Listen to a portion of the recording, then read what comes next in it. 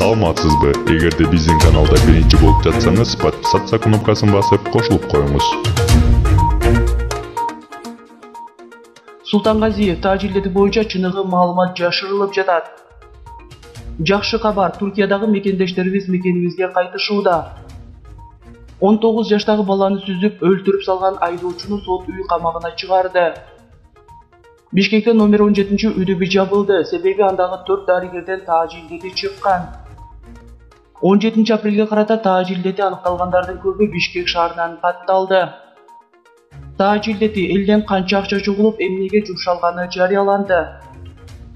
Жогорку кеңеш мигранттарды алып келиш үчүн өкмөткө 1 жума мөөнөт берди. Султангазиев тажилдети боюнча чыныгы маалымат жашырылып жатат. Медицина тармагы боюнча Адис Айбар Султангазиев саламаттык сактоо тармагындагы жетекчилер тажилдетине байланыштуу Кыргызстандагы чыныгы кырдаалды жашырып жатканын айтып чыкты. Элге туура эмес маалымат берүү согуш учурда душманды адаштырып, канча аскерин, куралың бар экенин билдирбеш үчүн пайдасын тийгизиши мүмкүн. Бирок азыр биз тажилдети менен согушуп жатабыз. Ошондуктан эл, өкмөт туура чечим кабыл алыш үчүн так маалымат керек. Анык маалыматтын жоктугу оору менен күрөшүүдө зыянын тийгизет, деди Султангазиев. Эксперт Кыргызстанда тажилдетинин жаңы толкуну келатканын, бирок даярдык начар экенин билдирди. Анын сөзү боюнча өлкөдө тажилдетинин биринчи толкуну илдетти чет өлкөдөн жуктуруп келгендер болуп эсептелет. Экинчи толкуну алар менен байланышта болуп ооруп калган жакындары жана дарыгерлер. Ал эми үчүнчү толкун бул оору жалпы тараган учур. Адамдар жана тажилдетинин коомдук жайлардан ооруну алып жүрүүчүлөрдөн жуктуруп алышы мүмкүн. Султангазиев өлкөдө адамдардан массалык түрдө тест алууга, тест системалары жетишсиз экенин, бийлик анын санын көбөйтүшү керектигин кошумчалады, бирок жетиштүү каражат бөлүнбөй жатканын билдирди.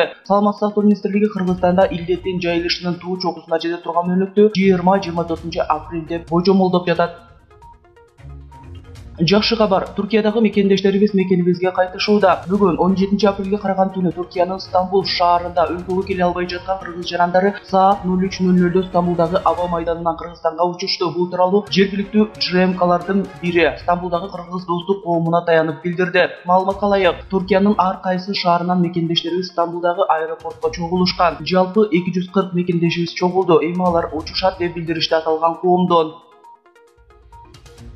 19 жаштагы баланы сүзүп, өлтүрүп салган айдоочуну сот үй камагына чыгарды. Бишкек шаарынын Свердлов райондук соту 19 жаштагы баланы унаа менен сүзүп, өлтүрүп алган адамды үй камагына чыгарды. Бул тууралуу жергиликтүү булактардын бири маркумдун туугандарына таянып жазып чыкты. Алардын айтымында окуя 21 мартта болгон. BMW X5 үлгүсүндөгү унаа жогорку ылдамдыкта бара жатып, 19 жаштагы баланы сүзүп кетип, белгисиз тарапка качып кеткен. Бала ооруканадан көз жумду. Факт боюнча кылмыш иши козголду. Айдоочу табылып, bir күндөн кийин кармалган. Сотто баш коргоо чарасы каралып жатканда прокуратура айыпталуучуну камакка алууну суранган. Бирок судья Рустам Саткынбаев алардын өтүнүчүн канааттандырган эмес деп редакцияга өзүнүн булагы билдирген. Айдоочу үй камагына бошотулган. Биз каршы арыз жазган жокпуз. Айыпталуучу окуя болгон жерден качып кетип, балага жардам берген эмес. Прокуратура шаардык соттун чечимине даттанган. Иш судьялар Адис Мумуналиевге, Алмаз Карабекова жана Нурбек Эсеналиевге 6 апрелде түшкөн. Бирок алар улам процессти жылдырып жатышты. 10 күндүн ичинде карап чыгыш керек болчу деп кошумчалашкан. Бишкекте номер 17-үйдүбү жабылды, себеби андагы 4 дарыгерден тажилдети чыккан. Бишкектеги номер 1-үй бүлөлүк дарыгерлер борбору үйдүбү жабылды. Бул тууралуу Кыргыз Республикасынын саламаттык сактоо министринин орун басары Мадамин Каратаев айтты. Анын айтымында Гүлнара Ташибекова жетектеген бул оорукананын 4 дарыгери тажилдетин жуктуруп алганы аныкталган. Буга чейин мамлекеттик санэпидем көзөмөл борборунун 25 кызматкери тажилдетине шектелип, жыйынтыгында алардын ичинен 4 кызматкерден оору чыккан. Ал эми башта айтылган оорукананын дарыгерлери мына ошол кызматкерлер байланышта болгон, дейт ал. Учурда 17 үйдүбү жабылып, андагы дарыгерлер үй шартында көзөмөлгө алынып, тажилдети чыккан 4 дарыгер жугуштуу оорулар ооруканасына жаткырылган. Эми аталган жайда 2 ай бою дезинфекциялоо иштери жүрмөкчү. 17 апрелге карата тажилдети аныкталгандардын көбү Бишкек шаарына катталды. 2020-жылдын 17 апрелине карата республика боюнча тастыкталган тажилдетинин жаңы 23 учуру катталды. Бул тууралуу саламаттык сактоо министринин орун басары Нурболот Үсөнбаев онлайн брифингде билдирди. Алардын ичинен Бишкек шаары 14, Чүй облусу 1, Ысык көл облусу 2, Ош облусу 4, Ош шаары 2, жаңы катталган учурларда 15 аял, 8 эркек. Кыргызстанда тастыкталган тажилдетинин жалпы саны 489 болду. Анын ичинде Жалал Абад облусу 93, Ош облусу 135, Ош шаары 73, Чүй облусунда 28, Бишкек 102, Баткен облусунда 5, Нарын облусу 45, Ысык көл облусунда 8 учур катталды. таажилдеди. Элден канча акча чогулуп эмнеге жумшалганы жарыяланды. Республикалык штабтын алдындагы сайтта таажилдет менен күрөшүү үчүн элден канча акча чогулуп, ал каражат кайда жумшалганы тууралуу отчет жарыяланып турат. 16 апрель кечки саат 18:00 карата Саламаттык сактоо министрлигинин эсебине 128 миллион 770 миң сом келип түшкөн. Анын ичинен медицина кызматкерлерине кошумча эмгек акы төлөө үчүн 7 миллион 735 миң 500 сом бөлүнгөн. Калганы эсепте сакталуу бойдон турат. Ал эми эмгек жана социалдык өнүктүрүү министрлигинин эсебине 14 миллион 715 миң 700 сом которулган. Бүгүнкү күндө анын 13 миллион 380 миң сому сарпталды. Бул каражат муктаж адамдарга азык-түлүк алуу үчүн Ош шаары, Бишкек шаары, Жалал Абад, Нарын шаарларынын мэрияларына, өкмөттүн Чүй облусундагы өкүлчүлүгүнө жана Ноокот райондук акимчилигине берилген. Чогулган каражаттар тууралуу республикалык штабтын алдындагы сайттан кенен тааныша аласыз. Жардам иретинде акча которууну каалагандар үчүн дагы эсептин реквизиттери жазылган. Жогорку кеңеш мигранттарды алып келиш үчүн өкмөткө 1 жума мөөнөт берди. Жогорку кеңеш чет мамлекеттерден келе албай жаткан кыргызстандыктарды кайтаруу маселесин чечүүгө өкмөткө 1 жума убакыт берди. Бул тууралуу парламент 15 апрелдеги отурумда кабыл алган токтомдо айтылат деп кабарлады Борбор Азия жаңылыктар кызматы. Ошондой эле токтомдо өкмөткө чет мамлекеттерде калган кыргызстандык жарандарга жардам берүү, алардын укуктарын коргоонун үстүндө иштөө тапшырылды. Ооруга байланыштуу чет жакта калууга аргасыз болуп жаткан кыргызстандыктарды колдош үчүн бюджеттен акча бөлүү милдеттендирилди. Аткарылган иштер тууралуу өкмөт ар бейшембиде парламентке келип маалымат берүүгө тийиш. Өкмөттүн маалыматына ылайык 15 апрелге карата чет мамлекеттерден Кыргызстандын 4371 жараны келе албай жатат. Февраль айынан бери сыртта жүргөн 6000 кыргызстандык жаран өкмөттүн күчү менен алынып келинген.